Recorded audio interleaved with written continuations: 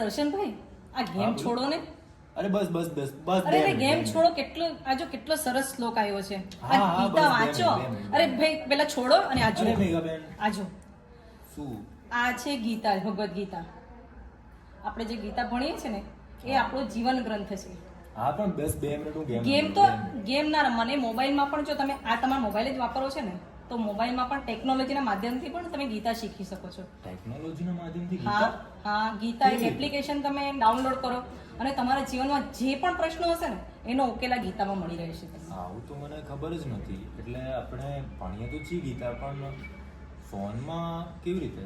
જો તમે એનામાંથી તમે ગીતાના એક એક શબ્દનો અર્થ જો જોશો ને તો જીવનમાં માણસે આત્મવિશ્વાસ પેદા કરે છે. તમારી કોઈ પણ મુશ્કેલી હોય તેનું નિરાકરણ ગીતા કરી દે છે. એ માનવ માત્રની જીવન ગ્રંથ છે. આ કહેવાય ને કે ફક્ત ને ફક્ત હિન્દુ ધર્મ માટે નથી ગીતાજી, પણ એને વૈશ્વિક ગ્રંથ બની શકે છે. આપણા યુનિવર્સિટીનો પણ લોગો છે ને યોગ કર્મસુ કૌશલ્યમ, એ ગીતામાંથી જ તો લીધો છે. એ ગીતાનું જ એક ચરણ છે. અનન્યાસ ચિંતયંતોમાં એ જના પરિઉપાસતે તેષાં નિત્યાભિયુક્તાનામ યોગક્ષેમમ વહામ્યહમ. કે આપણું યોગક્ષેમ કોણ ચલાવે છે? તો જ્યારે આપણે અનન્યચિત થઈને કોઈ પણ કામ કરશું અને એ ભગવાનને અર્પણ કરશું તો ભગવાન મારું દાણા પાણીનો તો નક્કી જ કરી આપશે. પણ આપણે વ્યર્થની ચિંતા અને મોબાઈલના વ્યસનોમાં આપણે અટવાઈ રહ્યા છે. તો ગીતા જે છે આપણા દરેક પ્રશ્નનો ઉકેલ ગીતામાં મળી રહે છે. તમે તો ગીતા વાંચો છો, તમને ખબર પણ પડે છે, પણ મારા માટે થોડું અઘરું પડી જાય ને. અઘરું કોઈ જ નથી. જો તમે એને ભણો, શીખો અને સમજો અને એનું સાચું માર્ગદર્શન મેળવો ને તો ગીતામાં દરેક પ્રશ્નનો ઉકેલ આપ્યો છે. ગીતામાં કીધું છે ને અપિચેસુ દુરાચારો મામેકમ શરણ વચ. તો કેટલો પણ દુરાચારી હશે, કેવો પણ પાપી હશે, જો ગીતાના ભગવાનના શરણમાં જાય ને એનો ઉદ્ધાર ચોક્કસ છે.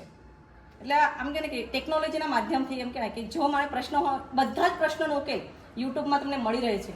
પણ જ્યારે માનસિક હતાશ, નિરાશા આવે તેનો ઉકેલ તમને ક્યાં મળશે? એનો ઉકેલ માત્ર ને માત્ર ગીતામાં મળી રહ્યો છે. એટલે ગીતામાં મારા બધા જીવનના ઉકેલો મળી જશે. બધા જ જીવનના ઉકેલો મળી રહે છે. કેમ કે ગીતામાં કીધું છે કે સર્વસ્વ ચાહમ હૃદિશન્ય વિશ્વ. ભગવાન તમારી અંદર આવીને બેસ્યો છે અને તે પણ કોણ? ભગવાનમાં એને પ્રૂફ કર્યું છે કે મમે વાંશો જીવલોકે જીવભૂત સનાતન મનઃશસ્ત્રાણી ઇન્દ્રાણી પ્રકૃતિ સ્થાન કરશતી. કે તું મારો જ અંશ છે. જેમ કહેવાય ને કે કલેક્ટરનો દીકરો હોય તો તે એકદમ કોલર ટાઈટ કરીને બજારમાં ફરતો હોય, અને આ ગીતામાં તો કીધું છે કે ભગવાનનો જ અંશ છું હું. તો પછી હું ભગવાનનો જ અંશ હોય તો બિચારા બાપડો થઈને કેમ ફરું? એટલે એમ કહે ને કે આત્મવિશ્વાસ એક પેદા કરે છે મારા જીવનમાં. હું જો કલેક્ટરનો સામાન્ય દીકરો હોય જેને એમ કહે કે વાંચતા લખતા પણ ના આવડતું હોય તો એટલા આત્મવિશ્વાસ કોલર ટાઈટ કરીને ફરતો હોય, તો હું ભગવાનનો દીકરો હોય તો મારે કેવી રીતે ફરવું જોઈએ?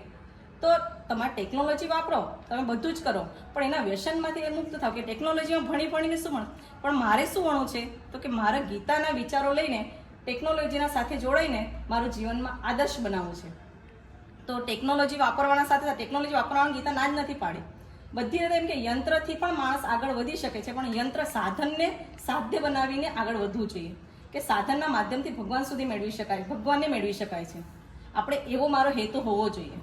એટલે ગીતામાં દરેક પ્રશ્નનો ઉકેલ છે.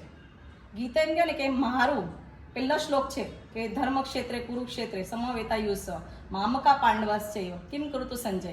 એવું કીધું છે કે મારું અને તારું એ છોડા કરવા બધા એક છે. આ ભાવના ગીતા બતાવે છે.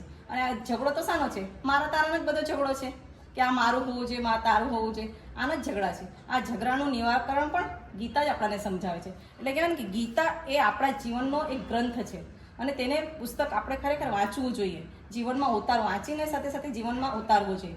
એનો એક એક ચરણ માણસને માર્ગદર્શન આપે છે. તો શું આ ગીતા આપણને વ્યક્તિગત સમસ્યાઓની સાથે સાથે સામાજિક સમસ્યાઓમાં પણ મદદરૂપ બનશે? સામાજિક સમસ્યામાં પણ મદદરૂપ બની શકે છે. કેવી રીતે? એમ કીધું છે ગીતામાં પરસ્પર ભાવયંતો, કે એકબીજા સાથે તું ભાવથી પ્રેમથી રહી શકે છે. બીજો એ બીજો નથી પણ તારો દેવી ભાઈ તરીકે રહી શકે છે. અને આ શિક્ષણ ગીતાથી મળે છે. કેમ કે આપણે બીજાને બીજો તરીકે તે તુચ્છ છે, લાચાર છે એવું કરીને આપણે કરતા હોઈએ છીએ. પણ જો મારા અંદર જે ભગવાન વૈસો છે તે સામેવાળામાં બી ભગવાન વૈસો છે, તો એનો હું તિરસ્કાર શા માટે કરું? આ ગીતાના માધ્યમથી થઈ શકે છે. એટલે ગીતા માટે મારે તો ખરેખર ગીતાનો અભ્યાસ હોય ને તો બધા જ સમાજનું નિરાકરણ થઈ શકે છે, વ્યક્તિગત નિરાકરણ થઈ શકે છે, અને એમ કહેવાય ને કે સામાજિક નિરાકરણ થાય તો બધું જ નિરાકરણ થઈ શકે છે. એટલે બધા ભેદભાવોને ભૂલાવીને એમ કહેવાય કે ગીતાનું સ્મરણ કરવું જોઈએ. બરાબર છે તમારી વાત. તો હું આ વ્યસનને આજે જ મૂકી દઉં છું અને મારે પણ ગીતા શીખવી છે. પણ તમે મને શીખવાડશો? ચોક્કસ ચોક્કસ, ખરેખર હું સમય કાઢીને તમને ચોક્કસ ગીતા શીખવાડીશ અને તમે એનું જીવનમાં આચરણ કરજો. ગીતા આજથી તમે શરૂ કરી દો અને જે પણ મુશ્કેલ તમને એવું લાગશે કે ખરેખર ભગવાન સાથ આપે છે ને અને ગીતાના બધા વિચારો તમારા જીવનમાં ઉન્નતિ લાવે છે, તો ચોક્કસ વાંચશો ને તમે ગીતાજી? અરે ચોક્કસ. તો આ ચોક્કસ ગીતાજી લો. ધન્યવાદ.